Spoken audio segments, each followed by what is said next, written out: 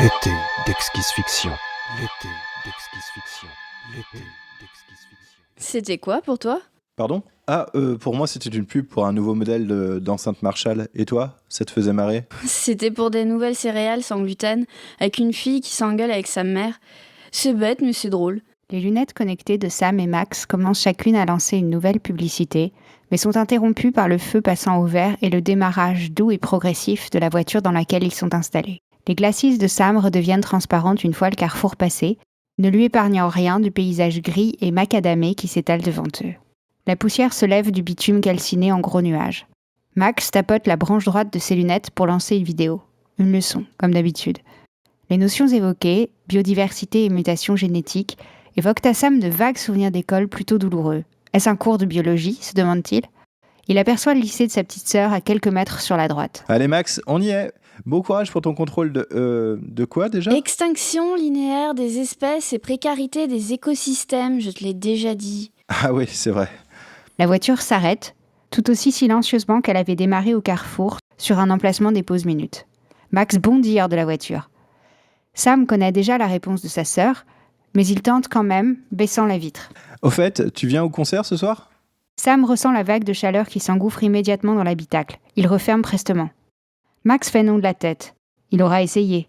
Elle lui lance un baiser, il fait mine de l'attraper malgré la fenêtre fermée entre eux. Sam s'étire alors que la voiture reprend sa course. Il enclenche la radio intégrée à ses glacis sur sa chaîne préférée qui ne passe que de très vieux tubes des années 90 à 2030. Les clips s'affichent en simultané. Il sait qu'il en a au minimum pour 1 heure avant d'arriver au hangar où il travaille. Le clip et la musique s'arrêtent soudainement, au milieu d'un titre de MC Hammer. Message d'information. Pic de pollution détecté sur zone 4. Alerte niveau 3. Merci de confirmer votre localisation immédiatement. Êtes-vous bien au 846 de l'avenue Stephen King dans la zone 4 ? Sam jette 2 ou 3 coups d'œil rapides autour de lui pour vérifier. Il aperçoit une femme avec une poussette sur le trottoir d'en face. Elle est debout, stoppée dans ses mouvements par le message sur ses glacis, la main levée pour cliquer dans l'air. Il voit des gens rentrer prestement dans des immeubles. Heureusement que la voiture connaît le chemin, sinon avec les alertes intempestives, il y aurait des accidents à tous les coins de rue. Il connaît vaguement ce quartier qu'il traverse chaque matin et chaque soir sans s'y arrêter, se dit qu'il doit probablement être sur l'avenue Stephen King, clique sur oui. De toute façon, le système de géolocalisation des glacis ne se trompe jamais. Le message disparaît, aussitôt remplacé par un autre. Êtes-vous en difficulté ? Si vous êtes en difficulté, cliquez sur 1. Si vous n'avez pas besoin d'assistance, cliquez sur 2. Il clique sur 2. Faites bien attention à vous. N'oubliez pas de boire régulièrement et restez à l'intérieur autant que possible. Ces voix, ces messages et ces lumières qui clignotent agressent Sam. Il a parfois l'impression qu'il y a un univers entre sa sœur et lui. Elle s'adapte si facilement à toutes les situations, retient l'énorme majorité des informations qu'ils reçoivent en continu de toutes parts. Cela ne semble pas la gêner. Au contraire, elle s'abreuve, elle s'approprie les choses. Aurait-elle reçu un manuel d'utilisation de ce monde ? Sam, lui, a du mal à accepter d'être dérangé en permanence. Il affectionne la solitude, le calme. Il a besoin de se concentrer et de pouvoir réfléchir tranquillement, surtout lorsqu'il compose. Il espère qu'il y aura du monde ce soir pour le concert. Il aimerait avoir un peu plus de temps pour se préparer, mais il doit aller travailler aujourd'hui. C'est la période de réception des nouveaux arrivages. Il va crouler sous le travail, et c'est pas comme s'il était bien payé. Limite de zone 4 atteinte. Vous pouvez sortir de l'habitacle. Mais la voiture poursuit seule son chemin prédéterminé, comme chaque matin. Dans le hangar où Sam travaille, on reçoit et on vend de vieilles fripes. Des blousons, des sweatshirts, des pantalons. Sam en achète parfois pour lui-même, pour se donner un genre pour le groupe. Il a tenté d'offrir à Max un t-shirt long avec 3 loups qui hurlent à la lune. Son collègue lui a dit que c'était un t-shirt très recherché dans les années 1990. Elle a refusé, bien sûr, elle qui ne jure que par le vert amande imposé par les standards contemporains et le tissu optimal, si répandu, chaud en hiver et frais en été. En hiver, il fait tellement froid que tout le monde se rue soit sous les matières hybrides autochauffantes ou sur des fourrures animales vendues à prix d'or au marché noir. Du coup, les vêtements de mi-saison comme les blousons se vendent mal et Sam espère bien pouvoir en récupérer un à bas prix. Il est interrompu dans sa rêverie par son frigo, qu'il appelle directement depuis la cuisine de la maison, à plus de 30 km de là. Bonjour Sam, chez Frigonnect, nous veillons au quotidien à ce que vous ne manquiez de rien. Mon scanner connecté m'indique qu'il vous manque lait végétal sans sucre ajouté, amalgame de protéines. Sam est fatigué, rien qu'à entendre le début de la liste. Il pensait aller faire des courses avant de rentrer ce soir, dans un des hyper-centers en périphérie de la ville. Leurs produits ne sont pas de première qualité, mais ont l'avantage d'être moins chers. Autorisez-vous la commande automatique par Frigonect ? Le système de livraison automatique entraîne des frais supplémentaires, et c'est pas exactement le moment. Depuis la mort de leur mère, le père de Sam et Max a perdu son travail et a peu à peu déserté la maison. Il passe parfois leur emprunter de l'argent et s'affaler pour dormir quelques jours sur le canapé avant de repartir. Il est justement passé le week-end dernier, leur laissant plus ou moins croire que oui, cette fois, il était revenu pour les revoir et qu'il voulait rester.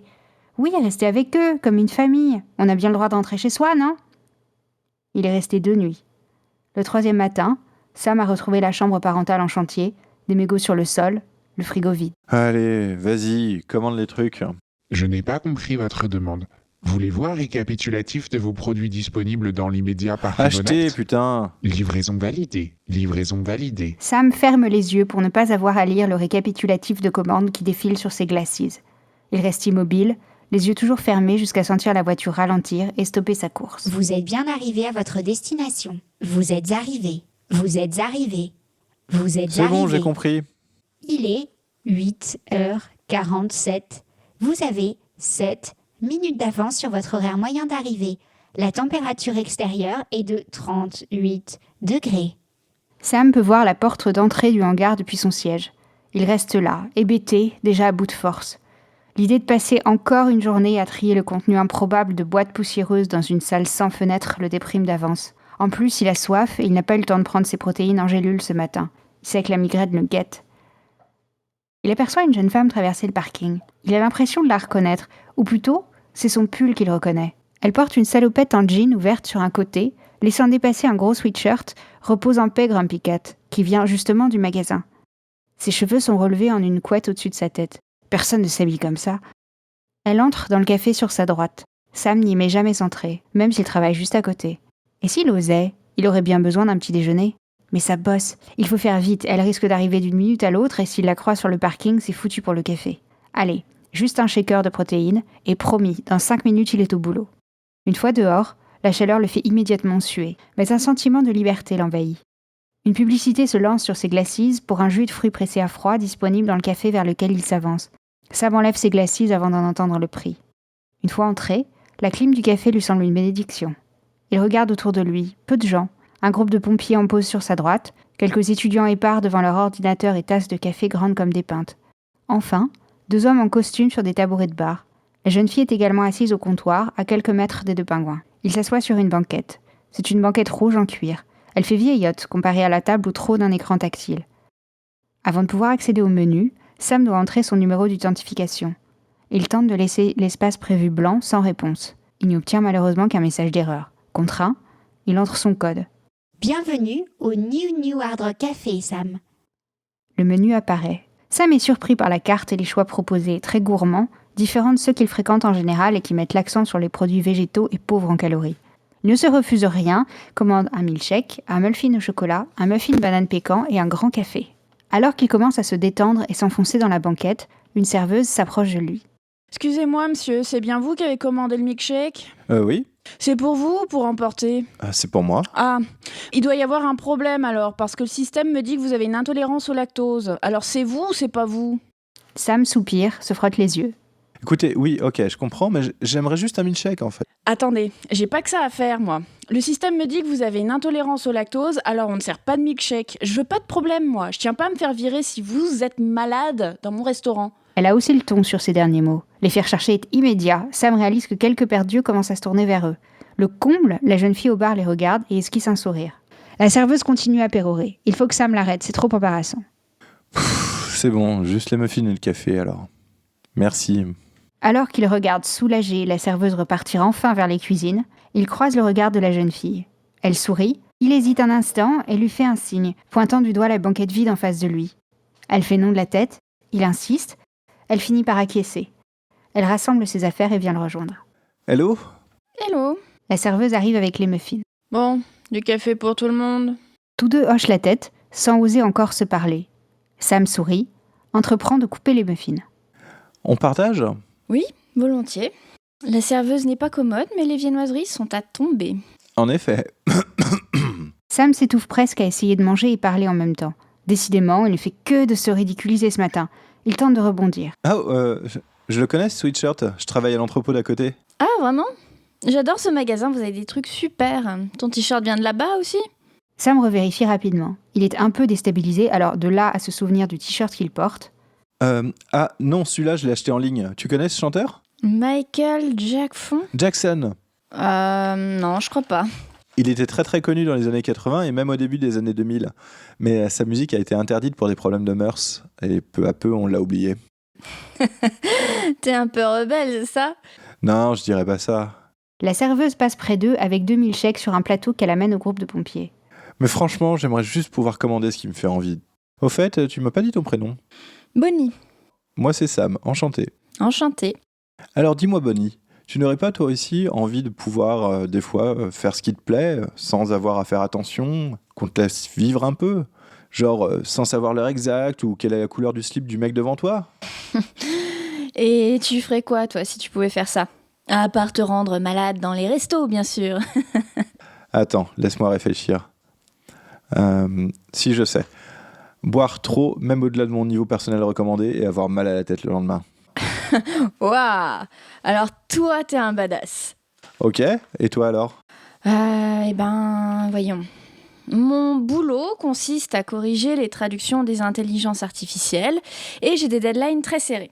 Si une journée, je pouvais traîner un peu, rendre mon travail en retard en prétextant que j'ai pas reçu de rappel, ça serait vraiment le luxe. Ah ouais, ça doit pas être facile, hein. Il y a beaucoup de corrections à faire? Des tonnes. Du coup, pour voir un peu de monde, j'évite de travailler chez moi et je viens ici, par exemple, pour travailler avec des gens autour. Ah, je vois. Franchement, j'aimerais trop pouvoir désactiver toutes ces alertes. Imagine, t'as un rendez-vous important, tu ne veux pas y aller, et tu prétextes des embouteillages imprévus. Hop, 1 heure de retard sans problème. Ou mieux, la voiture ne te prévient pas quand elle a plus d'essence. Et pof, tu te retrouves coincé quelque part, peinard. Ou alors, un dîner pénible. T'es censé acheter quelque chose, mais là, tu dois faire 3 magasins pour en trouver sans moyen de connaître leur stock. Et t'as une excuse toute trouvée. Tu vas à une fête, tes glacis ne fonctionnent pas, et donc tu ne reçois pas le message. Du coup, tu rencontres des gens et tu t'éclates. Tu te caches dans les toilettes du bureau pour dormir et personne ne peut te géolocaliser. Tu décides d'aller prendre un petit déj dans un café que tu ne connais pas avant d'aller bosser, et tu rencontres une jolie fille. Elle rougit. J'aurais pas dû dire ça, excuse-moi, je suis trop direct parfois. Non. Les glacis de Sam s'illuminent et clignotent. Ça doit être ma boss qui me cherche, je dois filer. Il clique sur l'écran tactile sur la table pour procéder au paiement qui se fait automatiquement. Il s'apprête à partir, regarde Bonnie. On reprend un petit déj bientôt? Ouais, peut-être. Je n'aime pas trop planifier. Sam quitte le café, bien décidé à revenir très bientôt.